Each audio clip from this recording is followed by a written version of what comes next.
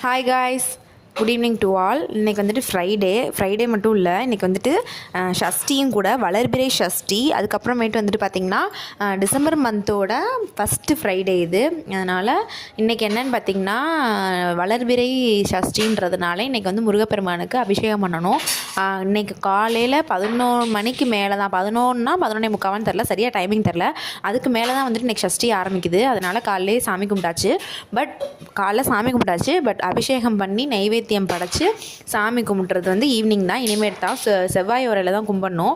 செவ்வாய் ஓரை வந்துட்டு 8 to 9 இனிமேல் தான் கும்பிடணும். அதுக்குள்ளே ஈவினிங் போல் நானும் மாமாவும் தம்பியும் 3 பேரும் வந்து பேச்சியம்மன் கோயிலுக்கு போகலான்னு இருந்தேன். மதுரையில் இருக்கிறவங்களுக்கு தெரியும், பேச்சியம்மன் ரொம்ப சக்தி வாய்ந்த அம்மன். அந்த கோயிலுக்கு போயிட்டு வரலான்னு இருந்தோம். போகணும் நினச்சிக்கிட்டே இருந்தேன், போகவே முடியல. தொடர்ந்து 7 வாரம் போகலான்னு இருக்கோம். ஃப்ரைடே வந்துட்டு முடிஞ்சால் ஃப்ரைடே போகலாம், அப்படி இல்லைன்னா வாரத்தில் ஏதோ ஒரு நாள் கண்டிப்பாக போகலான்னு இருக்கோம்.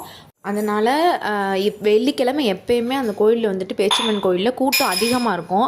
அதனாலே நாங்கள் இன்றைக்கி என்ன பண்ணிட்டோம்னா, சாயந்தரம் ஒரு 4:30 5 மணிக்கெலாம் நாங்கள் கோயிலுக்குள்ளே இருக்கிற மாதிரியே கிளம்பிட்டோம் வீட்டிலேருந்து.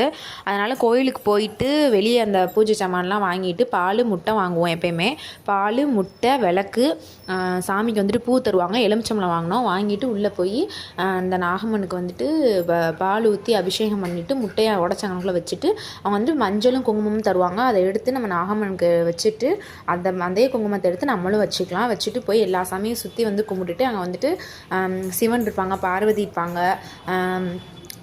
சனீஸ்வரன் இருக்காங்க, அந்த நட்சத்திரங்கள் சொல்லுவாங்களா, அந்த 9 சாமி இருப்பாங்களா அவங்க இருப்பாங்க.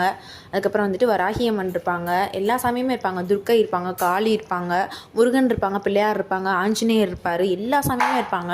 அங்கே போய் எல்லா சாமியுமே கும்பிட்டுட்டு நாங்கள் கொஞ்ச நேரம் உட்காந்துருந்தோம். அப்போ வந்து நம்மளுக்கு வந்து பிரசாதம் கொடுத்தாங்க. சாமி நல்லா கும்பிட்டாச்சு, கூட்டம் இல்லை, அதனால் ரொம்ப சந்தோஷமாக இருந்துச்சு.